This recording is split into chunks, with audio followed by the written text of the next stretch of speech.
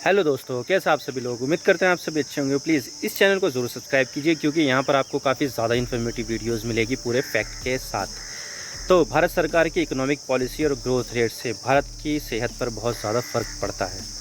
और ये समझ लीजिए ये किसी देश को चलाने की ताकत उस देश की इकोनॉमिक पॉलिसी और इकोनॉमी के ऊपर उठाए गए कदम होते हैं। लेकिन हर नागरिक को देश की जो आर्थिक स्थिति है उसको समझने की रुचि नहीं होती है। लेकिन मैं ये मानता हूँ कि हर नागरिक को अपने देश की आर्थिक स्थिति के बारे में जानकारी होनी चाहिए और उसको अपना ओपिनियन रखना चाहिए इस मुद्दे पर। और अगर मैं भारत की अर्थव्यवस्था की बात करूँ तो भारत की अर्थव्यवस्था की स्थिति अभी बहुत ज़्यादा पतली है। वर्ल्ड बैंक के साथ साथ बहुत सारे दूसरे इकोनॉमिक संगठनों ने यहाँ पर भारत की जो ग्रोथ रेट है उसको घटा दिया। और इतना ही ग्रोथ रेट इंटरनेशनल ऑर्गेनाइजेशन नहीं बल्कि भारत की आरबीआई ने भी ग्रोथ रेट घटा दिया है। और इसी के साथ ही भारत में बढ़ रही है महंगाई ने पिछले 8 सालों का रिकॉर्ड तोड़ दिया है और अभी आने वाले समय में ऐसा चांसेस है कि और ज़्यादा महंगाई बढ़ेगी। और इसी को देखते हुए ऐसा लग रहा है कि भारत स्टैगफ्लेशन की स्थिति में आने वाला है, क्योंकि जहाँ पर इकोनॉमिक ग्रोथ स्लो है उसी के साथ साथ वहाँ पर महंगाई भी बहुत आशा बढ़ रही है।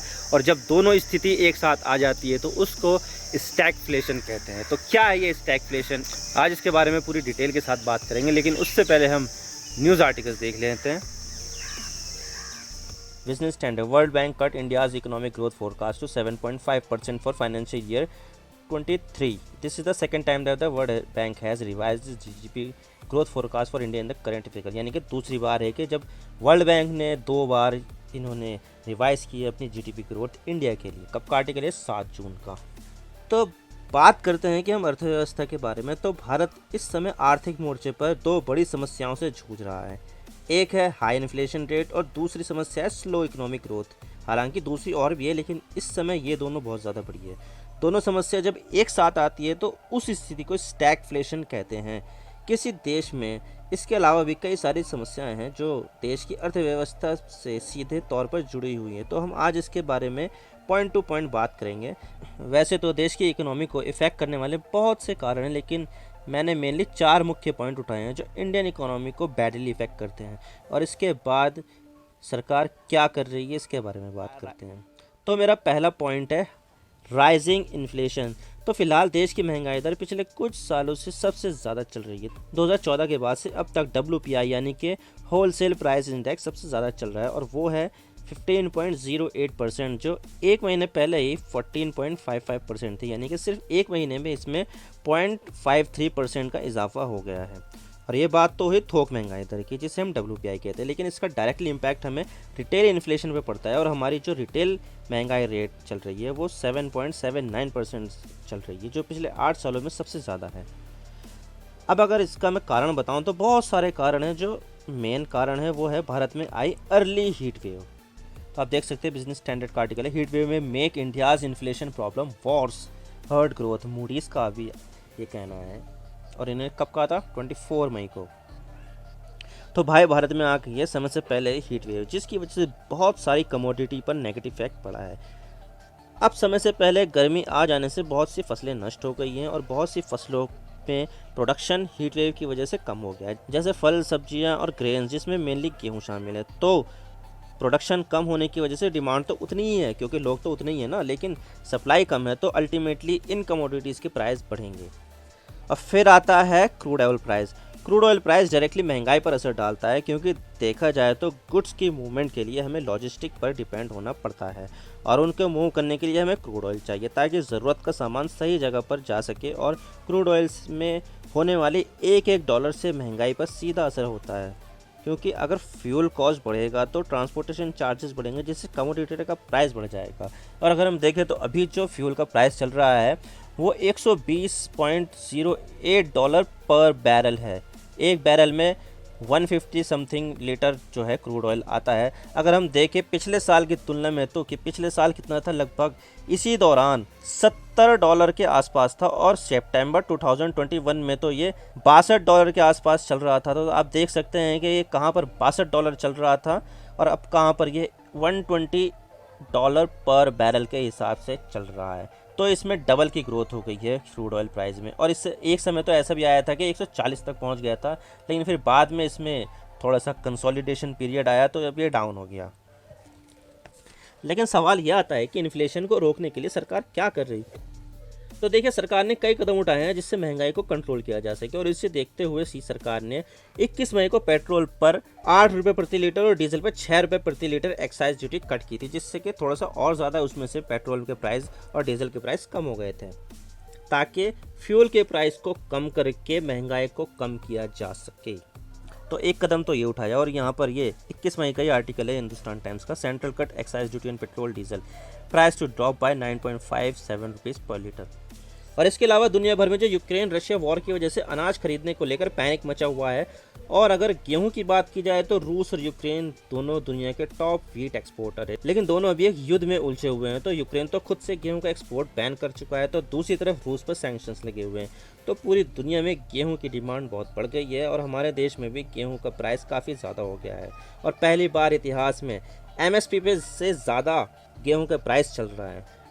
तो यहाँ पर दुनिया भर की निगाहें भारत पर टिक गई थी सप्लाई के लिए, क्योंकि वहाँ पर रशिया से नहीं मिल पा रहा था, उनसे यूक्रेन से नहीं मिल पा रहा था।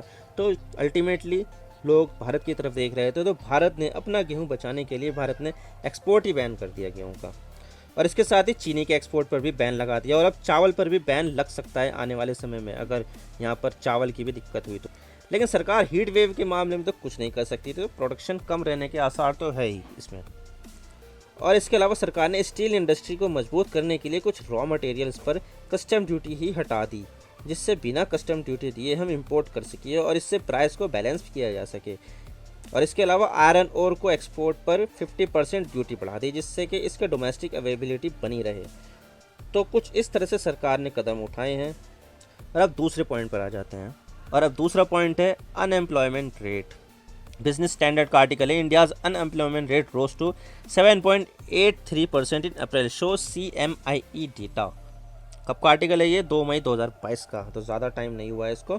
और अब अगर हम यहाँ पर अनएम्प्लॉयमेंट रेट की बात करें तो centre of monitoring Indian economy के डेटा के अकॉर्डिंग देश की बेरोजगारी दर जहाँ मार्च में 7.60% थी, तो ये अप्रैल में बढ़कर 7.83% हो गई है, जो बेहद ही चिंता का विषय है।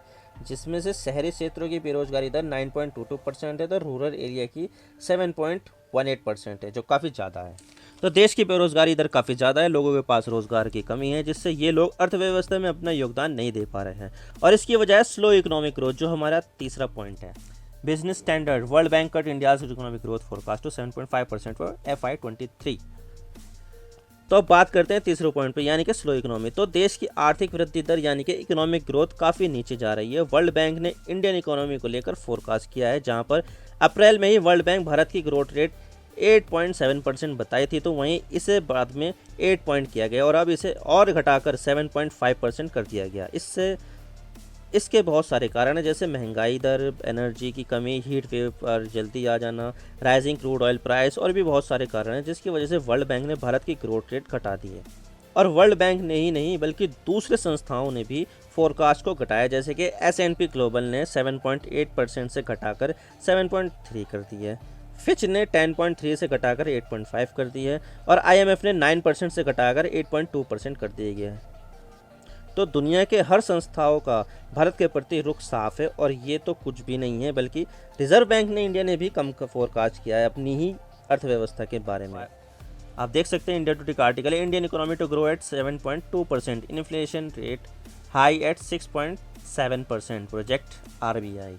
तो आप देख सकते हैं कि ये भी बहुत कम है, और अब RBI ने भी 6.7% महंगाई को प्रोजेक्ट किया है। तो भारत की रिजर्व बैंक ने खुद भारत की GDP ग्रोथ को डाउन ही रखा है, क्योंकि RBI को भी पता है कि भारत अभी मुश्किल हालातों से गुजर रहा है, और इसके लिए सरकार और RBI मिलकर कदम उठा रहे हैं। और अब है चौथा पॉइंट, यानी कि करेंसी। और अब आते हैं भारत की मुद्रा के ऊपर, जो हमारा चौथा पॉइंट है। तो भारत की करेंसी पिछले एक साल में 73 रुपीज़ से गिरकर 77.76 रुपीज़ तक आ गई है, जो काफ़ी बड़ी गिरावट है। और इसकी पीछे की वजह है डॉलर का लगातार मजबूत होना, क्योंकि डॉलर इंटरनेशनल मार्केट की करेंसी है। तो अगर डॉलर मजबूत होगा तो उसकी डिमांड बढ़ेगी, तो अल्टीमेटली उसमें से डोमेस्टिक करेंसी की ग्रोथ डाउन हो जाएगी। और दूसरा कारण है क्रूड ऑयल में भारत का पैसा जाना। भारत अपनी ज़रूरतों का 80% क्रूड ऑयल इंपोर्ट करता है तो उसकी पेमेंट भी हमें डॉलर में करनी पड़ती है, जिससे हमें डॉलर ख़रीदना पड़ता है पेमेंट करने के लिए। तो अब लार्ज लेवल पर डॉलर का इस्तेमाल होगा तो जाहिर सी बात है कि डॉलर की कीमत बढ़ेगी और डोमेस्टिक करेंसी की वैल्यू घटेगी।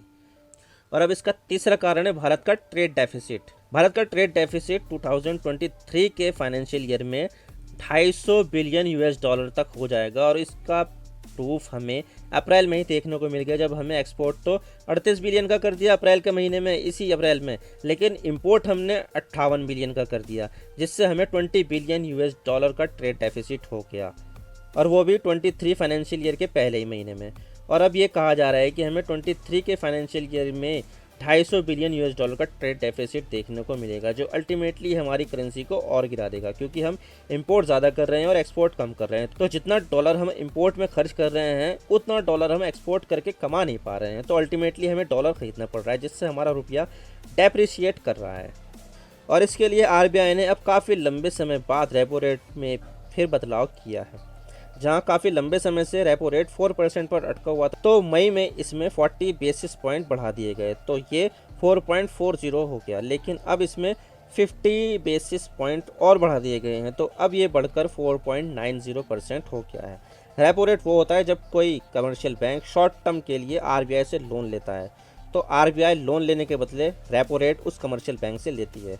तो जब रेपो रेट ज़्यादा महंगा हो जाएगा तो जो कमर्शियल बैंक है वो भी अपने लोन को बढ़ा देंगे। तो क्या होगा इससे? अल्टीमेटली रुपए की कीमत बढ़ेगी। रुपए की कीमत बढ़ेगी तो इन्फ्लेशन डाउन होगी, और इसके अलावा इन्फ्लेशन डाउन होने के साथ साथ जब रुपए की कीमत बढ़ेगी तो डॉलर के मुकाबले रुपया थोड़ा मजबूत होगा। तो आरबीआई ने रेपो रेट बढ़ाकर एक तीर से दो निशाने मारे हैं। और अब देख लेते हैं कि आगे हमारी जो इकोनॉमी है वो क्या तीर मारती है। आप देख रहे हैं इन्फो मैग्नेट यूट्यूब चैनल। मेरा नाम है इमरान सिद्दीकी।